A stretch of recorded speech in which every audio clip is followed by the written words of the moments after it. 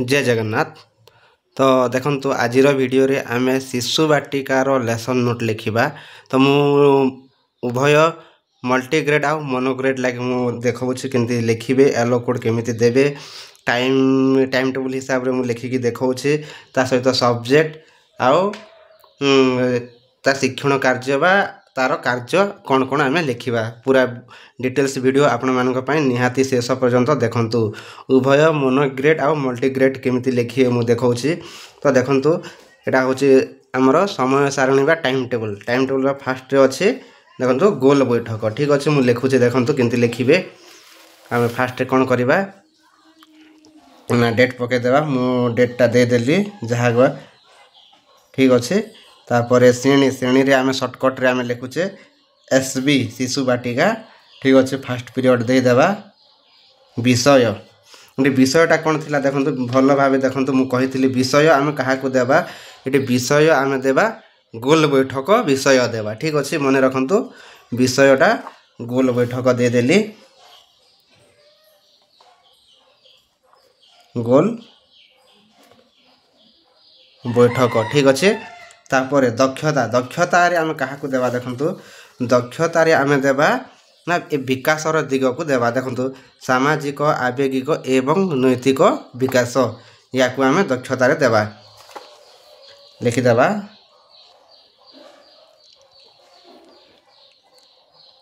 सामाजिक आवेगिक नैतिक विकास, ठीक अछि। एलो कोड आमे परे देबा। फास्ट जीवा आमे ए विकास बा ए दक्षता को जीवा, ठीक अछि। तो देखंतु मु देखौछि आपण मानको ना एही शिक्षक सहायक पुस्तिका रे देखंतु प्रत्येक मास पई कार्य प्रणाली रहिछि, जोटा कि मु देखौछि। देखंतु सेही शिक्षक सहायक पुस्तिकार पेज नंबर देखंतु एठी 75 रे रहिछि। देखंतु पेज नंबर 75 रे रहिछि। आमे केउ एलो पई आमे लिखुछे देखंतु, सॉरी केउ दक्षता पई लिखुछे विकास पई सामाजिक आवेगिक नैतिक विकास। तो देखंतु एठी मास जुलाई, ठीक अछि। एठी देखंतु लेखा हिचे सामाजिक आवेगिक एवं नैतिक विकास। ए सामाजिक आवेगिक नैतिक विकास देखंतु जुलाई मास रे सिर्फ गोटे अछि, ठीक अछि। तो एथिरे हम दुईटा कार्य रहिछि। तो मने रखंतु एही दुईटी कार्य मास सारा चलिबो, जुलाई मास सारा एही दुईटी कार्य चलिबो, ठीक अछि। ताइले हम ए कार्य को लिखि देबा। ए कार्य को हम काई रे लिखिबा देखंतु भल भाई टिके देखंतु। ए कार्य को हम लिखि देबा शिक्षण कार्य रे लिखि देबा। प्रथम कार्यटा कोन रहिछि देखंतु, एठी परिवार, पड़ोसी, विद्यालय, शहर एवं जेउठारे भिन्न भिन्न लोक भिन्न भिन्न भूमिका निर्वाह करंती सेहिठारे निजकु एक सदस्य भावे निजर परिचय देबे, ठीक अछि। तो देखंतु मु एठी लिखि देली ना शिक्षण कार्य रे जहा एपटे अछि। देखंतु जहा एपटे अछि मु सेया ही लिखि देली। देखंतु परिवार, पड़ोसी, विद्यालय, शहर एवं जेउठारे भिन्न भिन्न लोक भूमिका निर्वाह करंती सेहिठारे निजकु एक सदस्य भावे निजर परिचय देबे, ठीक अछि। तो एही कार्य हिसाब रे हमको एलो एठी पकेबाकू पड़िबो, शिक्षण फलाफल पकेबाकू पड़िबो। सेहिथि पई आपण माने कोन करिवे, सेही सहायक पुस्तिकार देखंतु मु आपण मानको देखौछि। सेही सहायक पुस्तिकार पेज नंबर भी देखौछि। सेही सहायक पुस्तिकार जेहेतु एटा मन रखंतु मु कोडार लिखुछि, आ थर देखुछि सामाजिक आवेगिक एवं नैतिक विकास। मु ताहा संबंध देखो एलो मु देखौछि आपण मानकू एठी लेखा हिछि। देखंतु भल भाबे ना सामाजिक आवेगिक एवं नैतिक विकास आमे को क्यों कार्यटा एठी लिखिथिले देखंतु एठी लेखा हिछि पड़ोसी, परिवार, विद्यालय, शहर एवं जेउठारे भिन्न भिन्न लोक भिन्न भिन्न भूमिका निर्वाह करंती सेहिठारे निजकु एक सदस्य भावे निजर परिचय देबे। तो एही शिक्षण कार्य आमे एलो 80 पकेबा C4.1 याकू आमे कोन करिबा ना शिक्षण फलाफल बा आमे एलो कोड भावे पकेई पारिबा C4.1। मने रखंतु एठी भी अछि एपटे विकासर दिग जोटा अच्छी आम दक्षता जोटा देचे से हिसाब से यही कार्यर येलो कोड C4.1 पड़ो मुझे लिखिदेली देखु ताले C4.1 ठीक अच्छे आम देख कौन कौन पाइले देखु ना पीरियड भी है विषय भी है दक्षता भी है शिक्षण फलाफल भी है कौन कार्य करा जीव सेया है यही कार्य हिसाब से आपण मैंने जहाँ जहाँ शिक्षण सामग्री नेबे ताहा लिखिबे एठी परिवार चित्र आसीबो पड़ोसी विद्यालयर सहरर ये आम चित्र देखई पारिए पिला तो आम एठी चित्र कार्ड शिक्षण सामग्री नहीं पारिबा ठीक अच्छे एटा है प्रथम पीरियड गला ठीक अच्छे बुझीपारे प्रथम पीरियड वर्तमान शिशु बाटिकार आउ गोटे पीरियड मुझे लिखिदेली SB सेकेंड पीरियड रे आमको कौन देवाक पड़ो देखु तो ये देखु सेकेंड पीरियड रे मुक्त खेल अच्छी शारीरिक विकास अच्छी लिखिदेवा आम से हिसाब से देखु मुक्त खेल आउ शारीरिक विकास लिखिदेवा है विषय रे आम देदेवा मुक्त खेल आउ दक्षता रे देदेवा शारीरिक विकास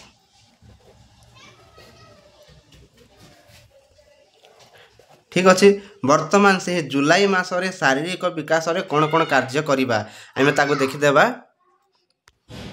तो देखंतु शारीरिक विकास रे प्रथम रे अच्छे स्वाधीन भाव रे विभिन्न प्रकार खाद्य खाइबे ठीक अच्छे स्वाधीन भाव रे विभिन्न प्रकार खाद्य खाइबे एटी लिखिदेबा कार्य रे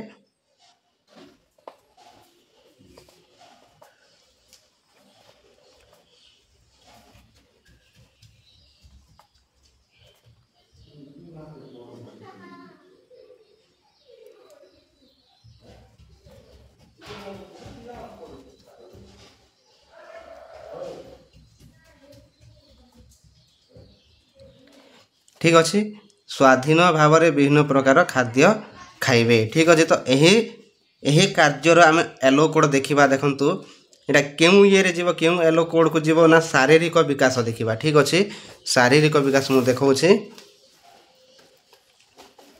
देखो शारीरिक विकास ये देखु शारीरिक विकास अच्छे आग को भी अच्छे ये आरंभ करवा शारीरिक विकास ये स्वाधीन भाव में विभिन्न प्रकार खाद्य खाइबे तार एलो आम या नहीं पारिबा C1.1 ठीक अच्छे तो ये आम लिखिदेवा C1.1 ठीक अच्छे तो यहीपरि भाव में आम ना विषय दे पारिबा तापर दक्षता दे पारिबा कार्य दे पारिबा सही कार्य संबंधी आम एलो एठी बसई पारिबा ठीक अच्छे यही आम प्रत्येक विषयर जमीती आम 7टा अच्छी देखा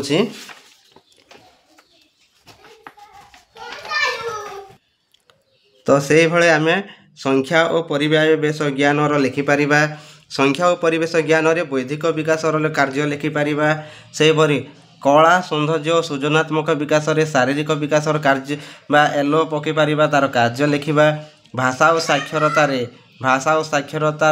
कार्य आ एलो बसैबा सेपरि बाहर घर बाहर खेल रे शारीरिक विकासर कार्य आउ आम एलो पकई पार यहाँ थिला आमर ना मोनोग्रेड मल्टीग्रेड लगे केमी लिखे देखु तो देखु ना मल्टीग्रेड केमी करिया मन कर धरी नियंतु ना मु सेकेंड पीरियड रे मल्टीग्रेड करिवार अछि मन रखंतु सेकेंड पीरियड रे मल्टीग्रेड करिवार अछि कहा सहित ना शिशु बाटिका सहित क्लास 1 रो मल्टीग्रेड करिवार अछि ठीक अच्छे तो मुझे ऑलरेडी शिशु बाटिकार लिखिदे शिशु बाटिका सहित कौन ना मल्टीग्रेड करिवार अछि तो कौन करवा क्लास 1 को ये देवा शिशु बाटिका आउ क्लास 1 लिखिबे पीरियड सेम रहिबो लेडी आम शिशु बाटिकार लिखि सारीचे आम या तले भी लिखिपर ठीक अच्छे जेहेतु आम पीरियड सेम रहिबो मु तले टिके लिखिदेली ठीक अच्छे सेकेंड पीरियड ये सेकेंड पीरियड लिखिले चलिबो न लिखिले चलिबो ठीक अच्छे तो शिशु बाटिकार लेखा सरी क्लास 1 तो वर्तमान क्लास 1 रे कौन चली ना जोटा आम कहूचे 3 मासिया जो प्रोग्राम रही विद्या प्रवेश हाँ ना नाई 3 ମାସିଆ ଆମର ଯେଉଁ ବିଦ୍ୟା ପ୍ରବେଶ ଚାଲିଛି ଆମେ ସେଇ ବିଦ୍ୟା ପ୍ରବେଶକୁ ଆମେ ଲେଖିବା। ତ ମନେ ରଖନ୍ତୁ ଯେତେବେଳେ ଆମେ ବିଦ୍ୟା ପ୍ରବେଶ କରୁଛେ ଦେଖନ୍ତୁ 120 ମିନିଟ୍ ଟୋଟାଲ୍ ରହିଛି।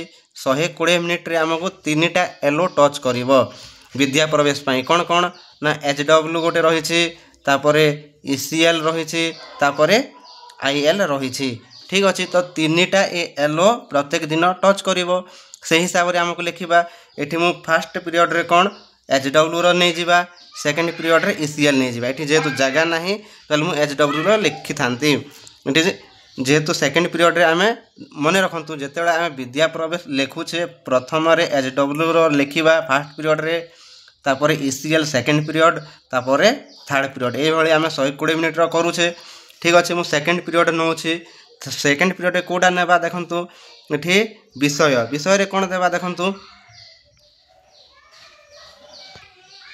ତ ବିଷୟରେ ଦିଅନ୍ତୁ ଦେଖନ୍ତୁ, ବିଷୟରେ ଦିଅନ୍ତୁ ଓଡ଼ିଆ। ଠିକ୍ ଅଛି, ବିଷୟରେ ଦିଅନ୍ତୁ ଓଡ଼ିଆ ଦିଅନ୍ତୁ। ଠିକ୍ ଅଛି, ତାପରେ ଦକ୍ଷତାରେ କ'ଣ ଦେବା, ଯେହେତୁ ବର୍ତ୍ତମାନ ବିଦ୍ୟା ପ୍ରବେଶ ଦେବା। ଆଉ ଦେଖନ୍ତୁ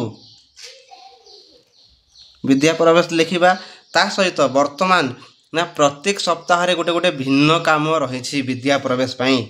ଆପଣମାନେ ଜାଣିଥିବେ ପ୍ରତ୍ୟେକ ସପ୍ତାହରେ ଗୋଟେ ଭିନ୍ନ କାମ। ମୁଁ ଦେଖାଉଛି ସେ ଭିନ୍ନ କାମ କ'ଣ।